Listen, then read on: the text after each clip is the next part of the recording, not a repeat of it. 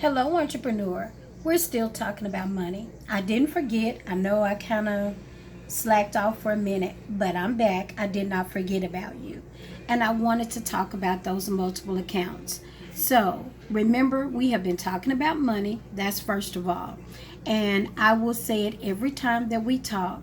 And by the way, if you enjoy any of the videos, if you watched any, please comment below and like and subscribe the video. Let me know that what you're hearing is helping, and then please try some of the things. And if you try anything and it works, please come back and let me know. It's important to viewers that they know that what they're hearing is legit, because there are so many people out here talking about so many things. Notice that I am not trying to sell you any more of my product.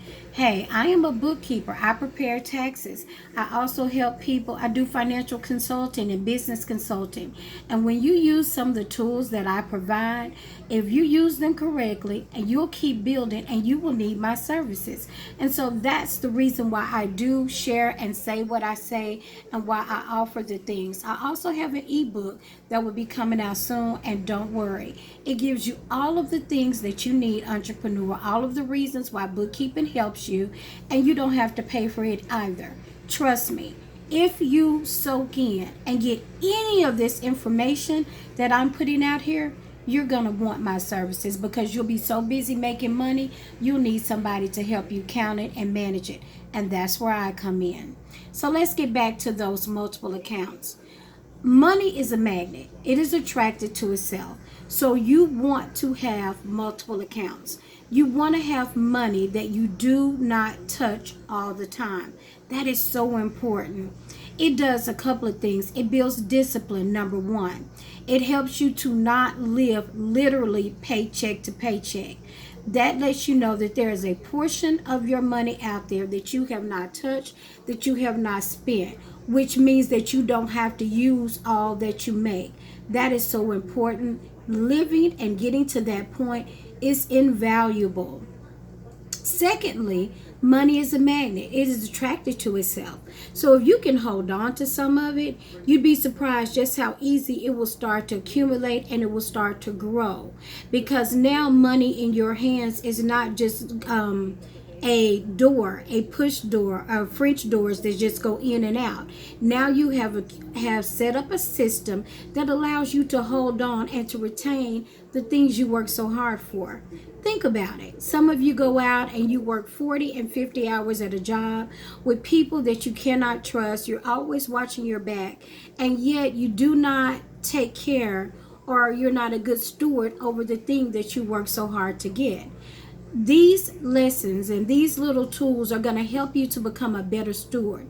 It's not a judgment. It is just improving your knowledge, improving what you have, and managing what you have. So one of the things I always recommend to clients is having multiple accounts. I know, and I always get the same response. Most people are like, I don't have enough money to put in multiple accounts. Our idea of it is that if I'm going to have multiple accounts, I need to have $1,000 in each one. Well, guess what? You have to work your way up to have thousands of dollars in each one, but it can happen. I have a client who has had a savings account for about 4 to 5 years. The client would always start out, and he would always have money or place money in the account, but then go back and get it, because the client could never get in the head to do increments that they would not miss without having to go back. So it would always be like, oh, I'm gonna put 500 this week, I'm gonna put 5 next week, I'll do this. And they kept having to run back and forth because they did not create anything to where, or create an amount that they could live without. So at the beginning of January, after the client had done their way so many times and failed, I gave them a suggestion, and we started at $200. In just 3 months, 3 to 4 months, they literally had $4,000 to $5,000. Being paid weekly, putting $200 in each week and not touching it, had a buildup of $4,000 to $5,000. Now the client had a business, so they would use some of the money that they saved to buy product. Instead of using the money they saved, since the money was in a savings account, It was being deposited weekly so that there was a trail, a paper trail.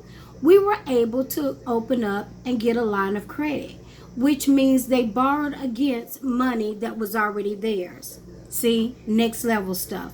I'm not going to go into the details or explain that further. That will come in another video. However, the multiple accounts is what helped for him to be able to take his business to the next level. So, get this. The $200 was going into a savings account. The remaining money that he made every week went into a regular checking account. Then we opened up what's called a direct deposit account. So every once in a while, you have something that you'll let come out direct deposit so you don't have to think about it. Sometimes it's like little small things like dues and subscriptions that you do. You may have a subscription to Pandora or some streaming company or a Netflix account or Hulu or something, Disney Plus. Those are dues and subscriptions. That's what we would categorize it in accounting and for your year-end expenses. Those little bitty things can sometimes trip up your regular checking account. When it comes out and it doesn't come out on a Thursday or Friday or when you get paid, then it'll trip you up. And a $17 or $17.31, which is what I pay for Netflix, a $17 debit out of your account has now become a $50 thing after the $32 that you're charged for overdraft. When you put that money in an account that's set aside specifically for things like that, you don't run into overdraft problems. So you have a dues and subscription account. That means that once a month you take $100 or whatever will cover your dues and subscriptions, and you'll put it over. Typically $100. Most of you don't have that much coming out. So if you put just a little extra, now you've created another account to where you're making sure you're not getting NSFs, but you'll have some money that's just tucked away. Maybe you're out and you're shopping and you haven't touched your dues and subscriptions in a couple of months, and everything has come out for that month, and you realize, oh, I've been putting $100 over here when I only have about $45 come out once a month. Now I'm out, I'm shopping, I'm doing something, and I have extra money that I can touch that does not affect my regular budget. Wow. Well, isn't that amazing? Trust me, it's the little bitty things that trip us up with money. It's usually not the big things. I mean, let's face it, we're grown. You've managed to realize I got to pay rent every month. I've got to keep up my car or they will pick it up. I've got to have insurance so that I'm not riding dirty or looking over my shoulder all the time. So it's the little bitty things that trip you up. Like, how many of you really have a budget and know exactly how much you're going to spend on household items as well as groceries? When you start to be disciplined about what you spend, you're going to find little bitty ways and more money that's hidden in your budget that you can use and you can put aside. And most of us do not use all of our extra money every month. And yes, I said extra. Believe me, I used to be the one who talked about there's no such thing as extra money, and yet we were throwing it away all the time.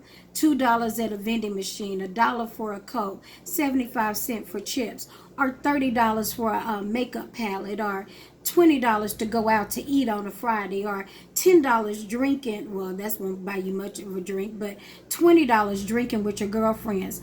We all use extra money.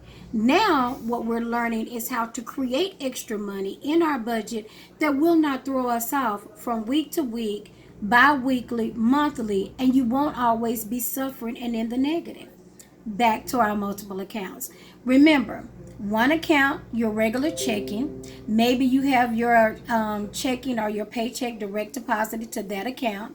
Then you want to have a savings account. And I don't mean an emergency account. I mean just that, a savings account where you have no plans to touch it. The next thing is an emergency backup account. I suggest always having this at a separate bank, maybe at a separate bank from your regular account. And you want to put something toward it every month. If it's nothing but $50, It's best to let those things come out of your paycheck. So, you know how they ask you to fill out your direct deposit form? Make sure you put so much of your check into your regular checking, put some into your savings, and some into your emergency savings. And make sure you have a defined idea about what is and what isn't an emergency. We're just getting started on the multiple accounts. I haven't even begun to talk to you about the fund account and how you can make sure you keep these things separate and what you can use them for. I'm not going to make the video too long. We started on multiple accounts. This is part 1. Part 2 is coming straight to you. It's been your girl, the Queen Bee of doing business better, wearing this money green and talking about money. Bye-bye.